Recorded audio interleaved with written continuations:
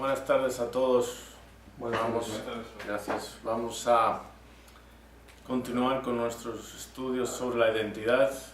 Hoy lo que vamos a hacer es repasar pausadamente lo que vimos la sesión anterior. O sea, vamos a repasar esta tercera parte que trata de la quinta dimensión. Y si os acordáis, lo que vimos al principio de la sesión anterior fue un resumen de material que se había expuesto anteriormente. Comenzamos repasando esto de la alienación y dijimos que el ser humano sufre, grosso modo, o sea, generalmente hablando, dos categorías de alienación. Con alienación sabemos lo que referimos. ¿Alguien no entiende lo que es alienación? Pues, Okay. Bueno, Pues todos sabéis lo que es un alien, ¿no? Un extraterrestre. Okay. Y quizás si estamos aquí en la frontera con Estados Unidos, o incluso en Estados Unidos, habéis oído la expresión en inglés illegal aliens. Sí, sí. O sea, alienígena ilegal. O sea, pero el alien significa alguien que es extranjero o ajeno a. Entonces, cuando estamos hablando de alienación, estamos hablando de enajenamiento o enajenación. Estamos hablando de ser ajeno a algo. ¿Okay? El sentirse ajeno a, el sentirse como se siente un extranjero, un forastero. Un forastero llega a un lugar y siente que no encaja, generalmente hablando. Que no conoce bien las costumbres, no conoce bien el idioma, no conoce a la gente, siente que pues este no es su lugar, su hogar, etc. ¿Okay? Entonces, cuando estamos hablando de alienación, estamos hablando de ese sentimiento de ser un forastero, de no encajar, de que algo no está bien, de que no cuadran las cosas de una forma. De hecho, ahora conforme doy esta explicación, me viene a la mente el término budista de dukkha. Dukkha significa... dukkha se refiere a cuando algo no está bien, no está desencajado, como por ejemplo cuando... Este es un ejemplo que dan los escritos budistas, cuando la rueda de una carroza se ha salido del eje, no está encajado, algo que no está encajado, o sea que estamos hablando de un sentimiento bastante universalmente reconocido para el ser humano, alienación. ¿Okay?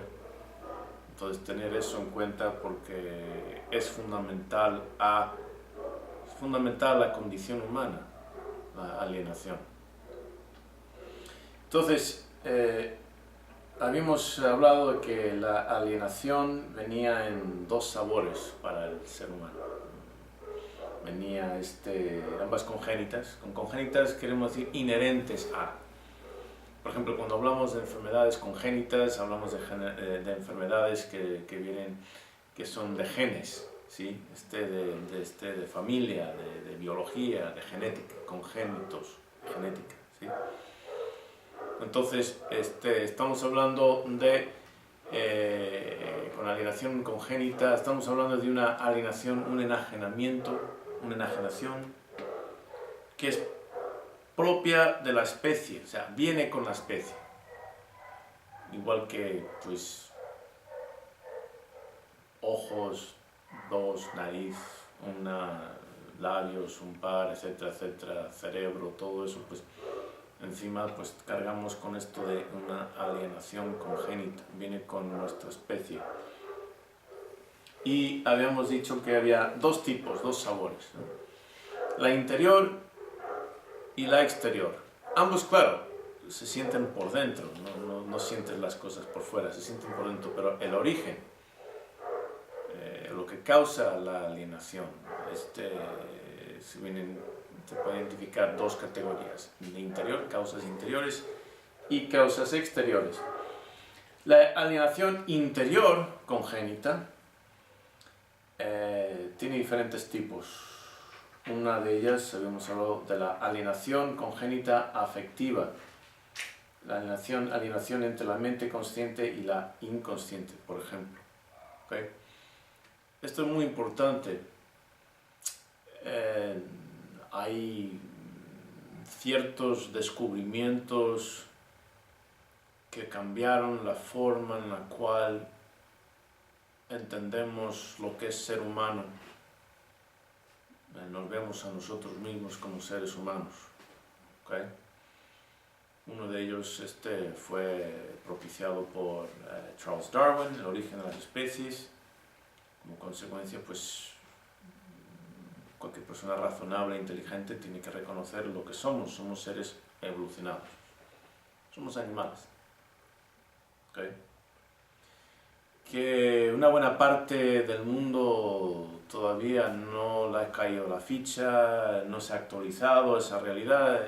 En realidad no importa, porque esa buena parte de la humanidad, francamente, sinceramente, para bien o para mal, no cuenta. O sea, cuenta para consumir, ocupa espacio y eso, pero no son los que son responsables para el progreso de la especie. Si existe alguna amenaza en la supervivencia de la especie, ya sea por una infección o por escasez de recursos o algo, no van a ser esos los seres en los cuales esa parte de la humanidad no va a ser con la que contamos para nuestra supervivencia. Van a ser los que están fundamentados, ¿sí?, en lo que podemos llamar una cosmovisión empírica científica. Y hablaremos de eso quizás más adelante, pero es propio de otro programa que tengo acerca de paradigmas científicos. Pero bueno, entonces estábamos hablando de descubrimientos que cambiaron cómo nos vemos a nosotros. Mencioné El origen de las especies, Charles Darwin, la evolución. Otra tremenda fue la de Freud. Freud, que neurólogo, vio ciertas demostraciones clínicas con la hipnosis efectuadas por el Dr. Brewer, y llegó a la conclusión de que la mente humana estaba dividida a grosso modo, ¿no?, a grandes rasgos, entre una mente consciente, o sea, de lo cual nos damos cuenta, y lo que él llamó una mente subconsciente, porque estaba usando una metáfora arqueológica, ¿sí?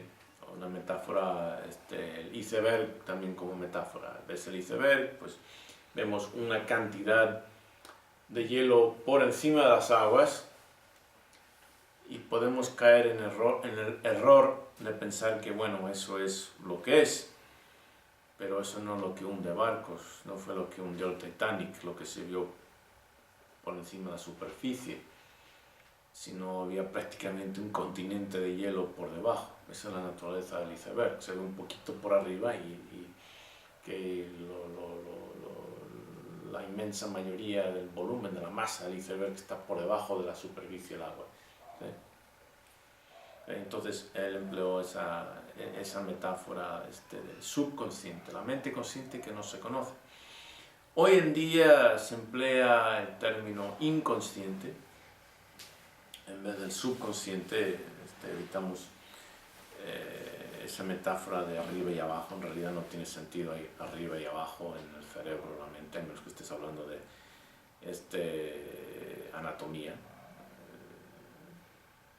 pero la mente no tiene sentido. Además, junto con su teoría del subconsciente, él había atribuido propiedades, voluntades prácticamente al subconsciente, y pues no aceptamos esas ideas actualmente. Son ideas que ya se han desconfirmado, pero su tremenda aportación, el cual no se le puede quitar nadie, es esta idea de que estamos alienados mentalmente de nosotros mismos. La inmensa mayoría de nuestra mente está más allá de nuestro consciente. ¿Qué significa eso? ¿Cuál es el legado de Freud? El legado de Freud es que no sabemos por qué hacemos lo que hacemos. Porque los verdaderos motivos por los cuales hacemos lo que hacemos son el resultado de memorias y aprendizajes olvidados. O sea, olvidados y que no tienen acceso a una mente consciente.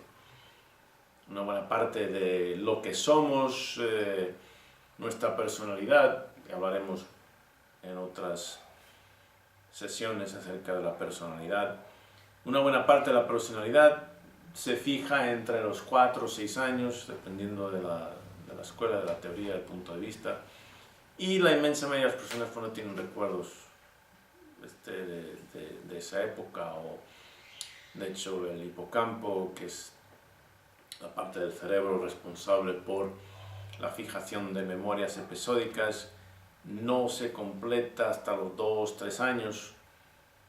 Entonces, pues las memorias simplemente de los eventos se pierden, pero el efecto de los eventos quedan ahí grabados. Aprendemos a hablar, pero no nos acordamos de haber aprendido a hablar. Aprendemos a caminar, no nos acordamos de haber aprendido a caminar. Aprendemos, pues depende de las personas, algunas personas aprenden a nadar, yo aprendí al ajedrez antes de poder recordar haber aprendido al ajedrez. Siempre supe hacerlo, como hablar, etcétera, etcétera. Son cosas que pues ahí están. Entonces, esas experiencias son muy responsables por formar nuestra personalidad, nuestras reacciones, nuestro patrón de conductas, de pensamientos, de emociones, y están más allá de nuestro conocimiento consciente. Entonces, por eso hablo de esta alienación cognitiva, afectiva, alienados de nuestros pensamientos y emociones. ¿Sí? No sabemos el porqué. Somos unos grandes desconocidos a nosotros mismos. ¿Sí? ¿Alguna pregunta? Ahora sí que es para preguntas y respuestas. Si hay preguntas, levantar la mano. ¿Qué tal, por ejemplo, cuando los niños podrían aprender a leer a esa edad tan chiquitos? Sí, hace tiempo escuché de un programa que supuestamente enseñaba a niños como a leer. Niños chiquitos así de 3 años, 2 años. ¿Eso es algo que se sigue?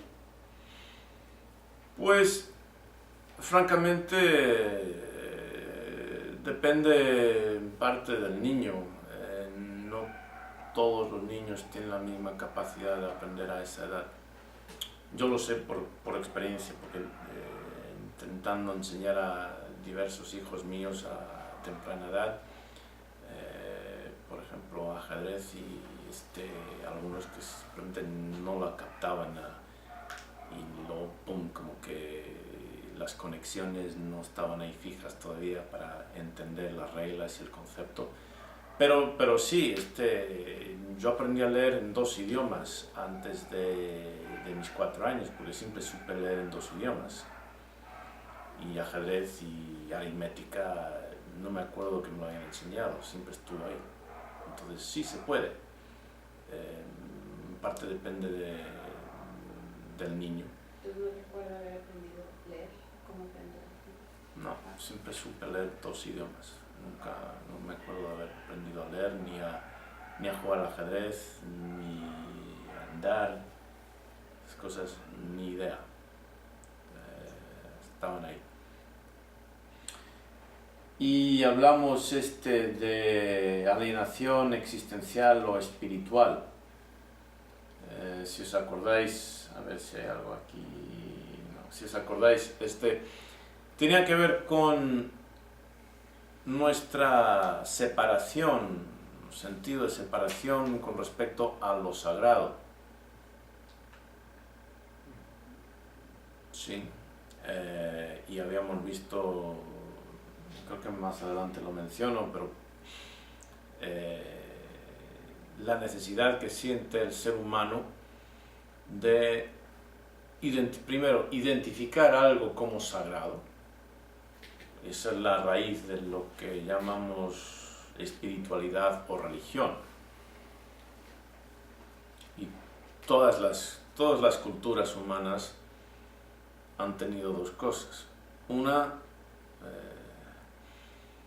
idea de un concepto de lo sagrado, y dos, una institución o una serie de rituales o reglas o pasos a seguir para conectarse, relacionarse con lo sagrado. Eso es universal.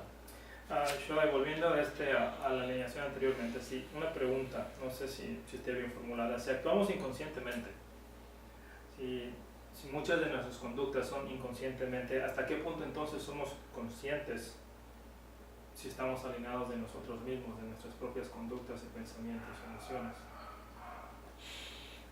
Ok, por ejemplo, ¿crees que alguien va a un psicólogo o un psiquiatra porque es feliz? No. ¿Alguien paga a otra persona?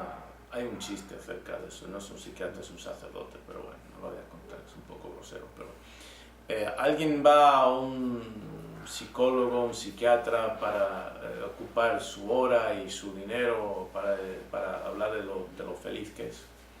Solamente quería decirle, no tengo ningún problema, no tengo ningún problema, simplemente quería decirle lo feliz que soy. Gracias. No.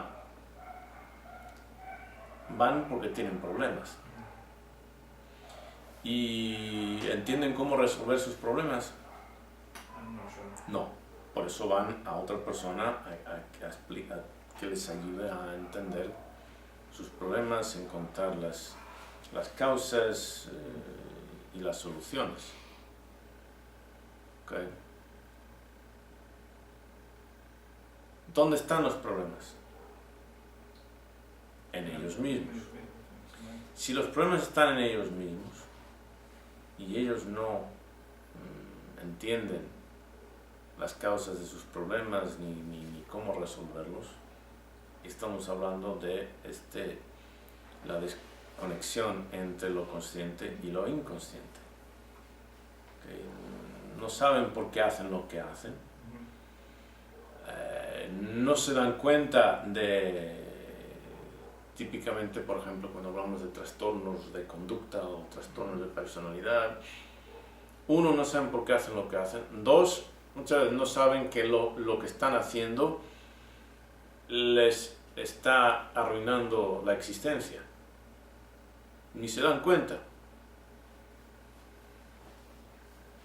O sea, no se dan cuenta ni de las causas, ni se dan cuenta de los efectos, ni se dan cuenta, ellos simplemente son. Y sabes lo que les lleva a buscar consejo de algún tipo es la forma en la cual otras personas afectadas por sus conductas les han rechazado, ya sea profesionalmente, ya sea personalmente, con parejas, en familias, en trabajos, y después de X tiempo tropezando en la misma piedra, dicen, bueno, aquí pasa algo, pero no sé lo que es. ¿Okay? Somos terribles a la hora de vernos a nosotros. ¿Por qué? Porque el ojo no se ve. ¿Sí? ¿Okay? Entonces, no estamos conscientes. ¿Por qué? Porque todas esas conductas y esas formas de pensar y esas formas de sentir son inconscientes. Entonces, una buena parte de superar esa alienación interior congénita es de lo que llamamos en Mamba concientizar el inconsciente. Darnos cuenta de por qué somos como somos y por qué somos como somos. ¿Sí? Bueno, tengo otro, pero siguiendo con eso, Shoei, ¿qué cualidades ocuparía tener la mente consciente para darse cuenta de lo inconsciente, para concientizar lo inconsciente? O sea, ¿qué estado mental debería tener la mente para poder hacerlo? Bueno, es como si estuvieras navegando por el desierto y quisieras saber por dónde vas. ¿Qué es lo que ocuparías? Me supongo que una brújula y un mapa de brújula, mapa. Ok, pero brújula y mapa no es suficiente. y una meta hacia donde quiero, una idea de dónde quiero ir. Y tienes que localizar lugares en el mapa para poder ubicarte tú mismo. Pues ya que estoy aquí.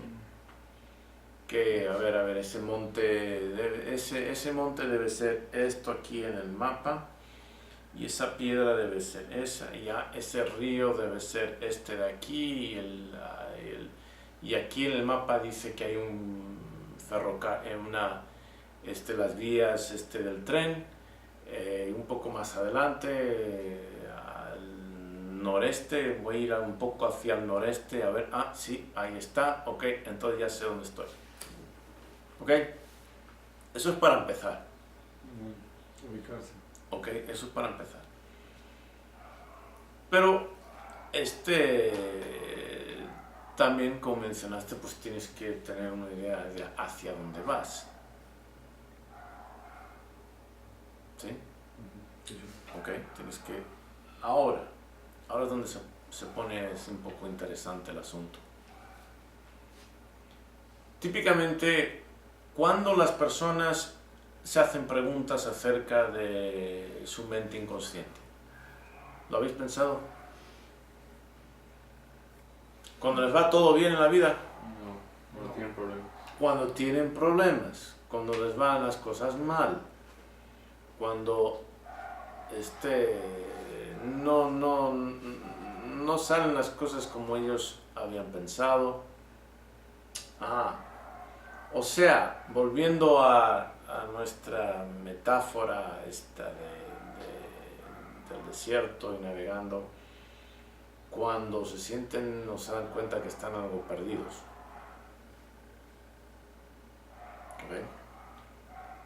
Cuando han dado vueltas y vueltas y vueltas, o han caminado durante horas y dicen, espérate, si eso tenía que estar al otro lado de ese cerro, y según el mapa eso estaba a 1 kilómetro y llevo 4 horas caminando, aunque ni que fuera una tortuga, ¿okay? O te das cuenta que has pasado por el mismo lugar dando vueltas y vueltas y vueltas y dices, ok, espérate, aquí pasa algo, ¿no? Cuando tienen problemas. Ok, bien, cuando las cosas no son como esperan. Entonces, ¿qué sucede? Tienen una cierta expectativa de cómo las cosas deberían ser o quisieran que fueran. ¿Okay? Tienen aquí una expectativa. Luego, la realidad, lo que están experimentando, está aquí, en esa discrepancia. Cuando esa discrepancia es dolorosa, causa sufrimiento, es cuando van echando mano al psicólogo, al psiquiatra y están preguntándose, mire, ¿qué pasa conmigo, con mi mente? ¿Verdad? Sí. Ok, entonces, eso es importante tenerlo en cuenta. Expectativa de cómo las cosas deberían ser, o nos gustaría que fueran, y realidad de cómo están las cosas. Y sabéis una cosa, los seres humanos no son muy buenos generalmente hablando, voy a calificar eso. La mayoría de las culturas no son muy buenas a la hora de estar pendiente de la discrepancia entre lo ideal y lo actual. Típicamente no empiezan a sonar la alarma hasta que hay una tremenda crisis. Sí, es como muchas casas o demasiados hogares no llaman o no van a comprar leche hasta que no hay leche en el refri. ¿Cuál es un fastidio? O sea, ¿por qué diablos no pueden ir a comprar leche antes de que se acabe la leche? ¿No? ¿Cuándo construyó Noé el arca? Desde el diluvio. Sí. Antes del diluvio. ¿Ok? Antes del diluvio. Pero no, que la gente espera, la gente espera, la gente espera. ¿Y por qué creéis que en términos de sus vidas, por qué creéis que la gente espera? Porque no tiene propósito. Ah, no tiene un propósito fijo. O sea, empiezan su vida de semiadulto, adolescente y luego de joven adulto y su mayor propósito es pasársela bien. Como dicen en inglés, have a good time. Ok. Pues eso ni siquiera se puede definir ese concepto, have a good time, pasárselo bien. ¿Cómo lo defines? O sea, mucho menos cómo sabes si lo estás consiguiendo. Pasan los años, y de pronto se encuentran en sus 40s y se me está acabando la pista de despegue y no he ido a ninguna parte. Y pensé que me la estaba pasando bien, pensé que ese era el objetivo de la vida. Ok, bien. Y es cuando viene la crisis esta de la mediana edad, etc. Cuando por fin ponen atención al mapa de sus vidas y se dan cuenta de que, rayos, no estoy ni remotamente cerca del ideal. Mis brazos no pueden extenderse lo suficiente como para decir hasta la discrepancia. Ok, entonces, la pregunta era, ¿cómo vamos a concientizar el inconsciente, verdad? Sí. Y yo pues di una vuelta muy larga en cuanto a que si el desierto, que si mapas, que si brújulas, que si etc. A donde quería llegar es que nadie pone atención al inconsciente hasta que no le funciona mal, hasta que no se dan cuenta de que algo mal anda en sus vidas. Entonces, una buena parte del motivo, de la utilidad de lo que llamamos en Mamba la identidad-misión, y todavía, fijaros, todavía no hemos llegado a definir la identidad-misión. ¿Te has dado cuenta? No sé, tercera, la cuarta sesión y todavía... No, porque hay otras cosas que quería definir antes para que os deis cuenta, porque de nada sirve dar una definición que emplea conceptos que no quedan definidos. ¿Sí? No se puede aprender trigonometría sin aprender geometría. No tiene sentido. Y no se puede aprender álgebra si no se aprende aritmética. Tampoco tiene sentido. Entonces, pero bueno, la identidad-misión nos da una meta de vida y una trayectoria, un camino para lograr esa meta. De forma que cuando, ahora viene más directo tu pregunta, ¿en qué estado mental tenemos que estar para darnos cuenta de nuestro inconsciente o cómo está operando nuestro inconsciente? Pues, si tenemos una identidad-misión, tenemos un propósito, tenemos una respuesta que nos guíe en cuanto a quiénes somos. El qué somos ya queda definido en Mamba, somos animales evolucionados, con imaginación, etc. Eso lo hemos mencionado anteriormente, eso queda establecido, pero ahora queda el quiénes somos. ¿Quién soy? ¿Y qué voy a hacer con mi vida? ¿Cuál es el propósito? Pues teniendo eso en tu mente, teniendo ese mapa, esa brújula y ese norte, entonces tomas conciencia, y deberías tomar conciencia a cada paso para darte cuenta si te has desviado o no de tu trayectoria. Y si te has desviado de tu trayectoria, y aquí viene la concientización del inconsciente. ¿Por qué rayos me he desviado si es tan sencillo? ¿Por qué? Por ejemplo, te propones una dieta y un régimen de ejercicio, porque quieres perder peso o ganar peso. En mi caso, la mayoría de mi vida era la lucha por ganar peso. Luego de pronto, como que el norte se volvió, los polos magnéticos de mi metabolismo dieron una vuelta completa y ¿qué pasa aquí? Pero, o sea, quieres algo de tu peso, ganar, perder, lo que fuera. Y de pronto te das cuenta de que estás comiendo algo que no está en tu dieta. ¿Por qué? O te has saltado tu régimen de ejercicio por hoy y estás haciendo algo que ni al caso viene. ¿Por qué? Y dado que nuestras conductas, ¿sí?, nuestros patrones de conducta, de pensamiento y de emoción están almacenados en nuestro inconsciente, deducimos sabiamente, apropiadamente, correctamente, que el inconsciente nos está jugando una mala pasada. ¿Por qué?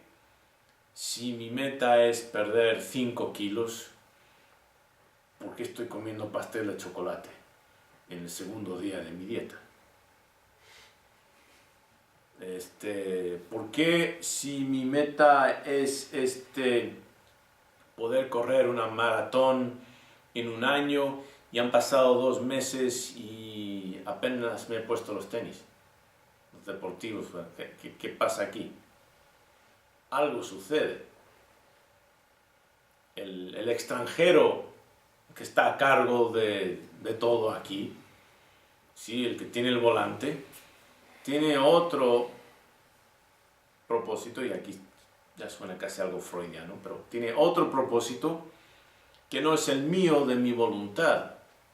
El chofer, ¿sí?, que está sentado adelante, con el volante, no está siguiendo la ruta que yo le quiero mandar, siendo pues el pasajero la mente consciente y el chofer la mente inconsciente. ¿Sí? Así es como vamos concientizando el inconsciente, cuando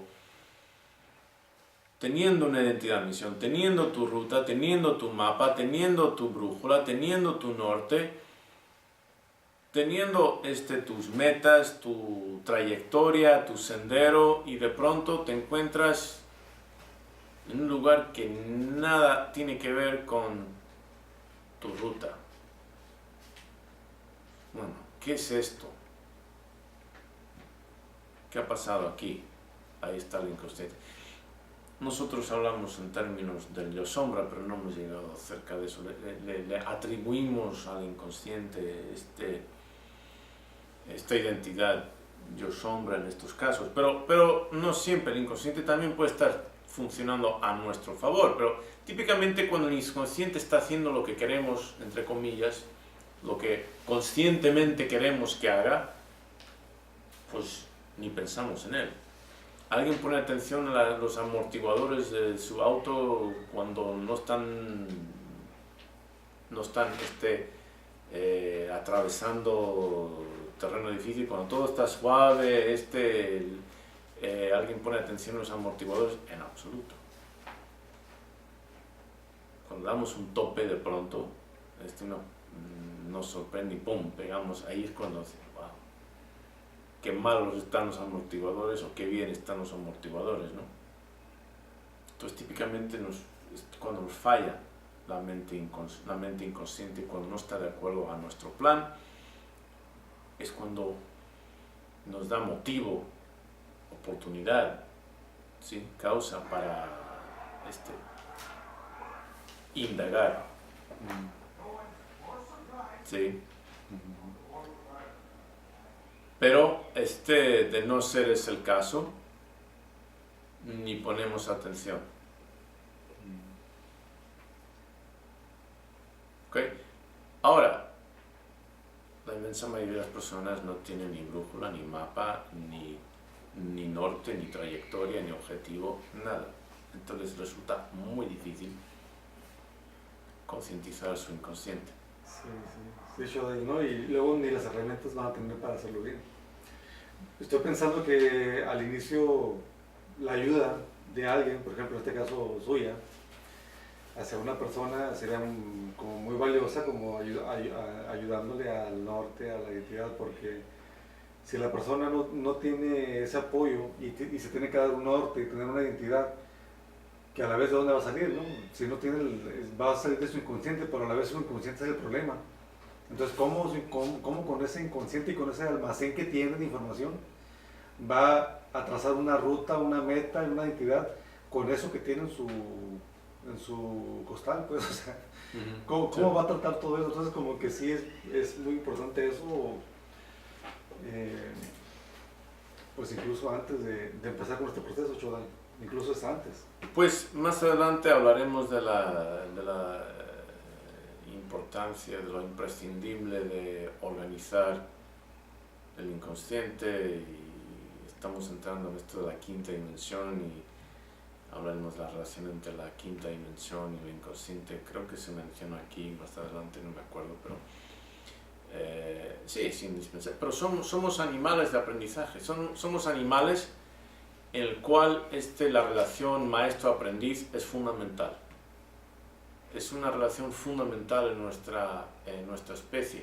Somos el animal que más tiempo pasa en un periodo de aprendizaje, de dependencia para el aprendizaje con nuestros padres, proporcional en nuestras vidas. O sea, si una rata vive, vamos a poner 3 años, no pasan ni 2 meses, si me acuerdo bien, con la mamá. Ya está fuera. ¿Okay? Nosotros vamos a poner que 80 años, 20 años, que en realidad son más, 25 en muchos casos, vamos a poner 75 años. 25 años dependientes de nuestros padres, no solamente económicamente, ¿okay? Conocimiento, etc.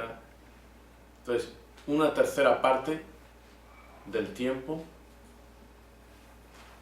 ya sea una cuarta parte, una tercera parte, el 33.33% o un 25%, si queremos, 20 años 80 o 25 y 75, y una parte significativa, tremendamente significativa de nuestras vidas está dedicado a una dependencia durante la cual, ¿okay?, deberíamos estar bajo un aprendizaje. Ese es el propósito. ¿Okay? Tardamos todo ese tiempo en poder madurar, en aprender todo lo que se precisa aprender para sobrevivir.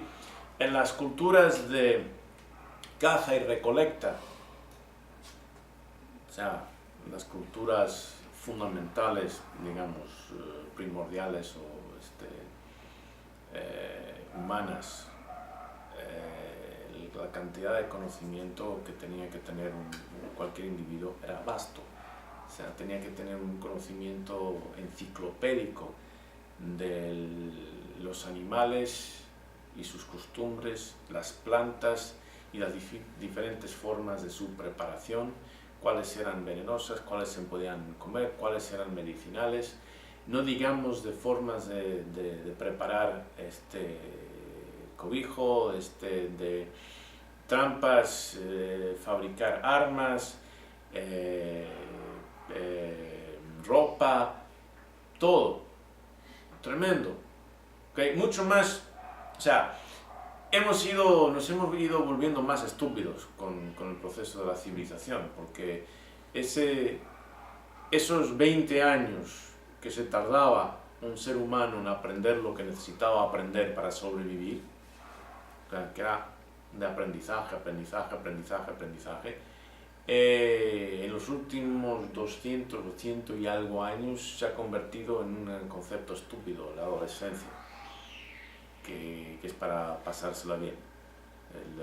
El término inglés de teenagehood, y la idea de pues hay que pasárselo bien y divertirse. No. Por evolución es un tiempo indispensable para aprender. Aprender, para luego ya eres adulto completamente y capaz de sobrevivir por tu cuenta, o si te separabas del grupo, poder regenerar todo el conocimiento del grupo por tu cuenta, o preparar otro grupo, o sea, desempeñar lo necesario para supervivencia. ¿Sí? Entonces, lo que quiero decir es que el proceso de aprendizaje, la relación maestro-aprendiz, es innata, congénita en esta especie, ¿no? Sí, Shoda, gracias por la respuesta. ¿Puedo proseguir con este tema? Está la brújula, está el mapa, ya lo ubiqué.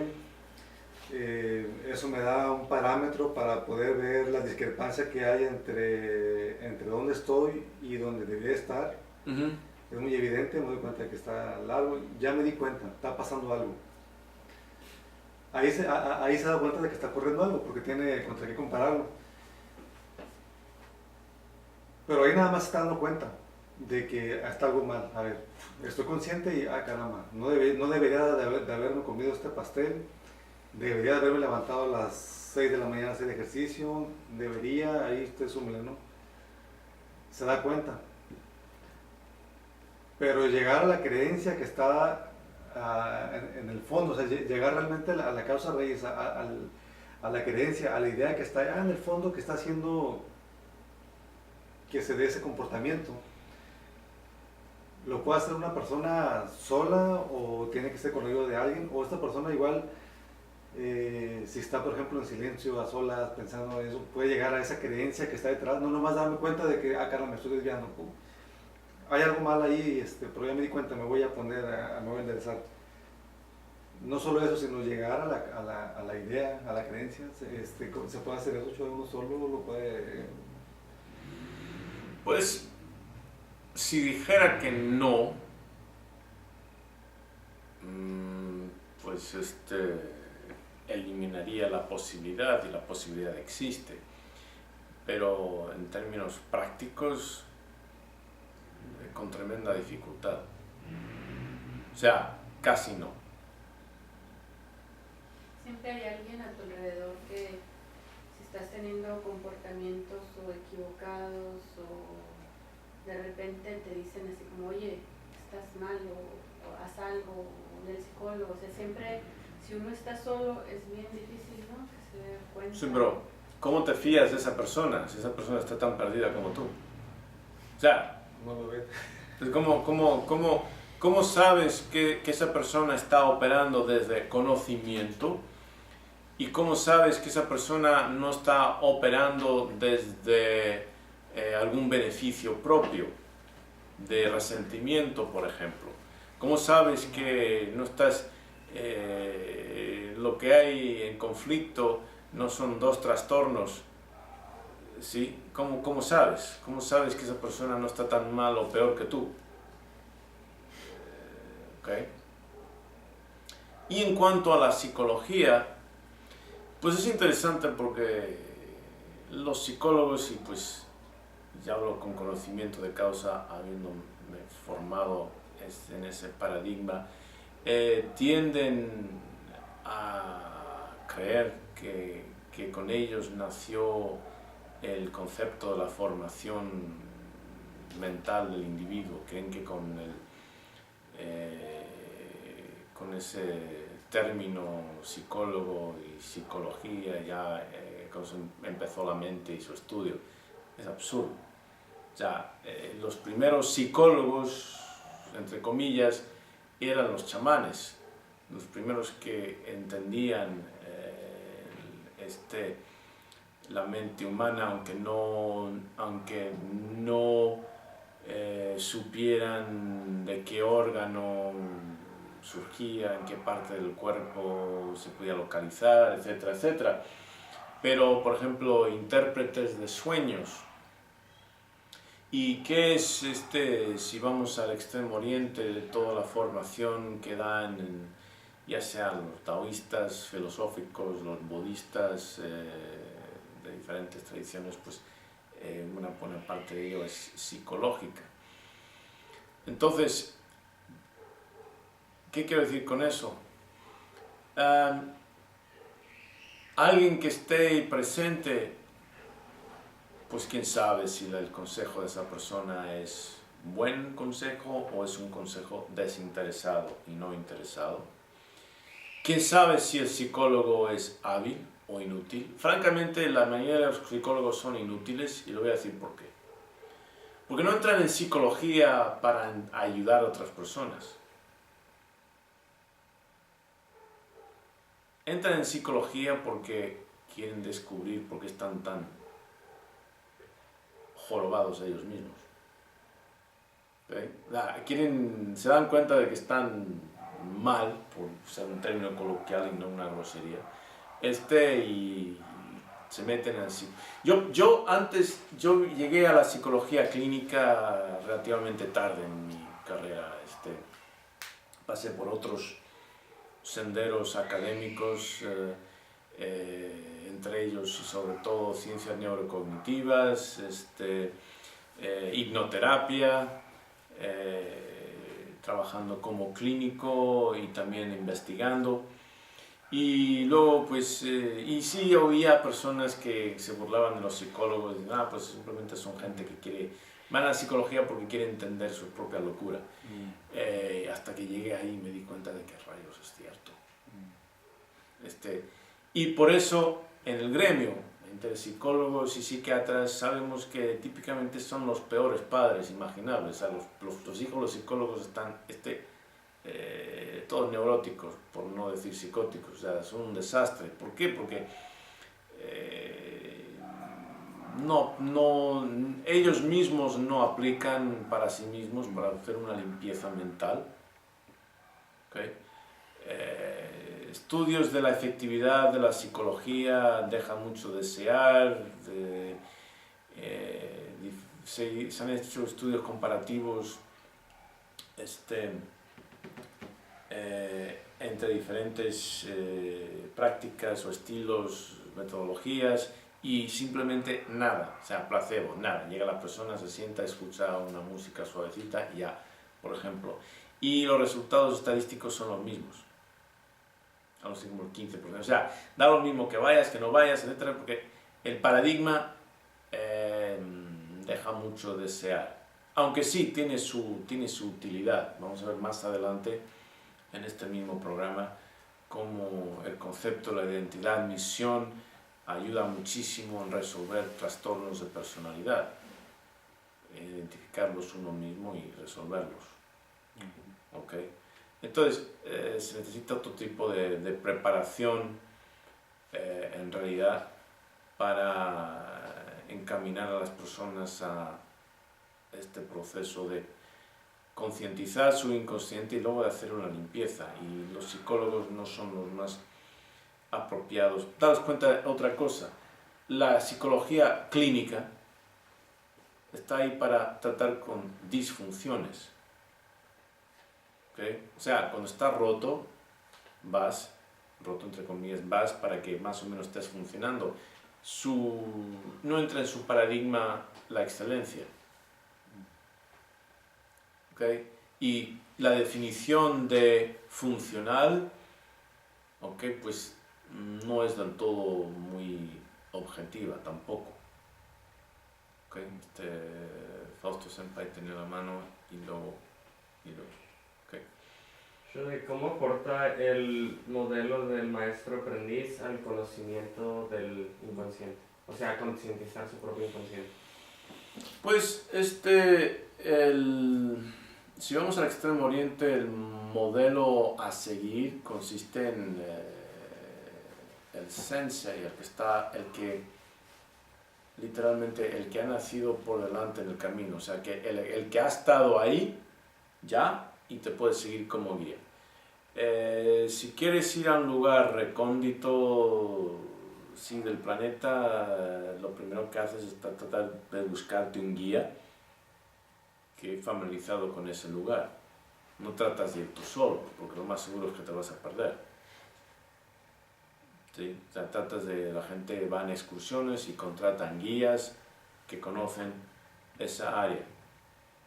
¿Sí? Que mapa es una cosa, pero el mapa no es el terreno. Ellos viven en el terreno, trabajan en el terreno, lo conocen, son uno con el terreno y te pueden ayudar mejor que nadie en este transcurso de tu viaje. Sí, Shoday, gracias. Y bueno, y la pregunta anteriormente, y lo digo por los comentarios, ¿no? De que iba más allá porque no tanto es como darte cuenta de que estás desviado o que estás mal, ¿no? Como se comentaba, la gente te puede decir, o tú te puedes dar cuenta si tienes un mapa y una dirección, sino que era la siguiente, ¿no? Que es lo que le comentaba a Shoday.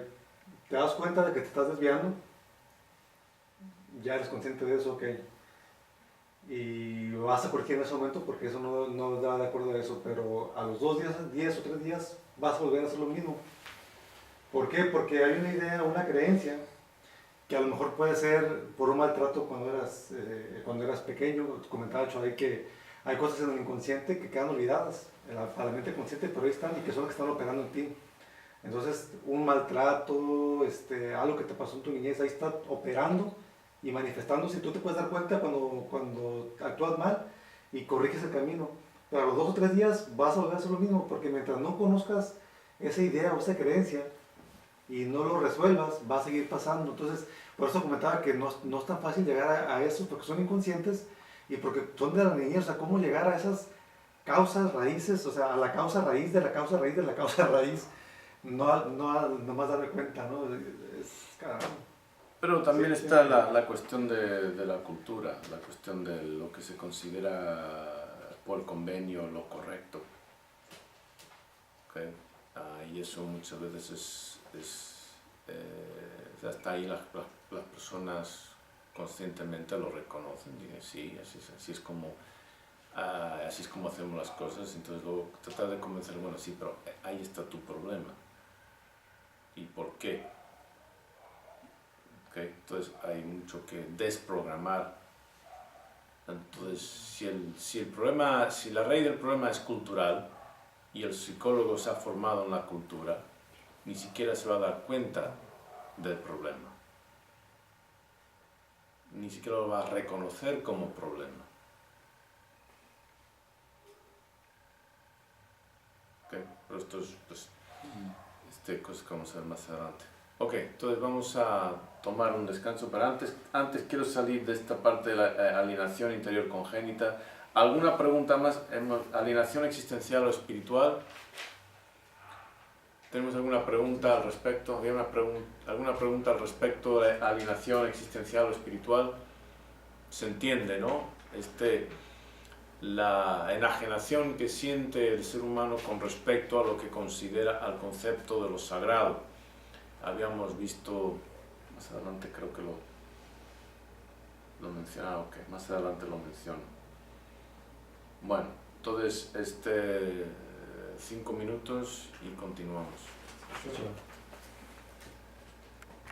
De que no encaja, generalmente hablando. Que no conoce bien las costumbres, no conoce bien el idioma, no conoce la gente, siente que pues este no es su lugar, su hogar, etc. ¿Okay? Entonces, cuando estamos hablando de alienación, estamos hablando de ese sentimiento de ser un forastero, de no encajar, de que algo no está bien, de que no cuadran las cosas de una forma. De hecho, ahora conforme doy esta explicación, me viene a la mente el término budista de dukkha. Dukkha significa...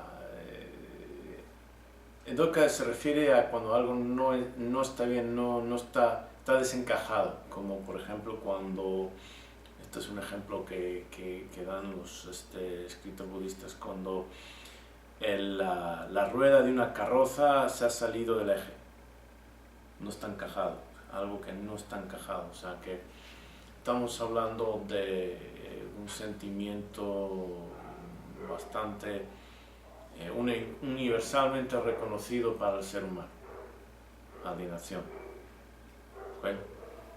Entonces tener eso en cuenta porque es fundamental a la condición humana, la alienación. Entonces, habíamos hablado de que la alienación venía en dos sabores para el ser humano. Venía ambas congénitas. Con congénitas queremos decir inherentes a. Por ejemplo, cuando hablamos de enfermedades congénitas, hablamos de enfermedades que son de genes, ¿sí? De familia, de biología, de genética, congénitos, genética, ¿sí? Entonces, estamos hablando de, con alienación congénita, estamos hablando de una alienación, un enajenamiento, una enajenación que es propia de la especie, o sea, viene con la especie. Igual que, pues, ojos, dos, nariz, labios, un par, etcétera, etcétera, cerebro, todo eso, pues, encima, pues, cargamos con esto de una alienación congénita, viene con nuestra especie. Y habíamos dicho que había dos tipos, dos sabores, ¿no? La interior y la exterior. Ambos, claro, se sienten por dentro, no sientes las cosas por fuera, se sienten por dentro, pero el origen, lo que causa la alienación, se puede identificar dos categorías, de interior, causas interiores y causas exteriores. La alienación interior congénita tiene diferentes tipos. Una de ellas, habíamos hablado de la alienación congénita afectiva, la alienación entre la mente consciente y la inconsciente, por ejemplo. ¿Okay? Esto es muy importante. Hay ciertos descubrimientos que cambiaron la forma en la cual entendemos lo que es ser humano. Nos vemos a nosotros mismos como seres humanos. ¿Okay? Unas clínicas con la hipnosis, efectuadas por el Dr. Brewer, y llegó a la conclusión de que la mente humana estaba dividida a grosso modo, ¿no? A grandes rasgos, entre una mente consciente, o sea, de lo cual nos damos cuenta, y lo que él llamó una mente subconsciente, porque estaba usando una metáfora arqueológica, ¿sí? Una metáfora, el iceberg también como metáfora. Ves el iceberg, pues vemos una cantidad de hielo por encima de las aguas y podemos caer en el error de pensar que, bueno, eso es lo que es. Pero eso no es lo que hunde barcos, no fue lo que hundió el Titanic, lo que se vio por encima de la superficie, sino había prácticamente un continente de hielo por debajo. Esa es la naturaleza del iceberg, se ve un poquito por arriba y que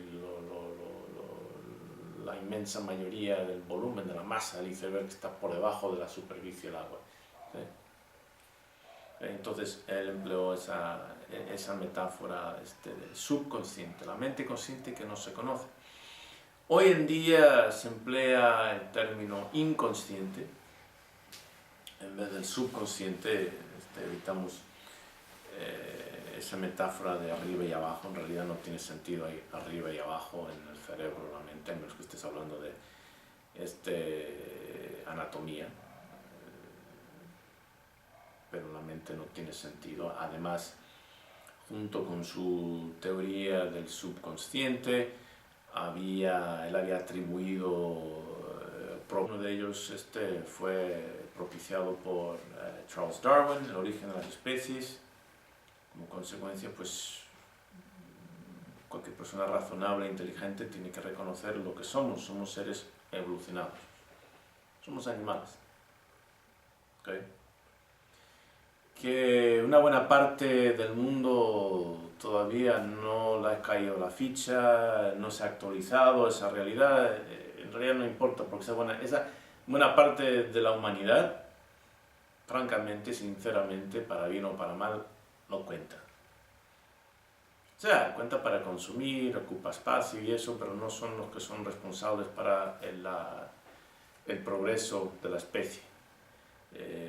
Si existe alguna amenaza en la supervivencia de la especie, ya sea por una infección o por escasez de recursos o algo, no van a ser esos los seres los cuales, esa parte de la humanidad no va a ser con la que contamos para nuestra supervivencia. Van a ser los que están fundamentados, ¿sí?, en lo que podemos llamar una cosmovisión empírica científica. Y hablaremos de eso quizás más adelante, pero es propio de otro programa que tengo acerca de paradigmas científicos. Pero bueno, entonces estábamos hablando de descubrimientos que cambiaron cómo nos vemos a nosotros. Mencioné el origen de las especies, Charles Darwin, la evolución. Otra tremenda fue la de Freud. Freud, que neurólogo, envió ciertas demostraciones. Buenas tardes a todos. Gracias. Vamos a continuar con nuestros estudios sobre la identidad. Hoy lo que vamos a hacer es repasar pausadamente lo que vimos la sesión anterior. O sea, vamos a repasar esta tercera parte que trata de la quinta dimensión.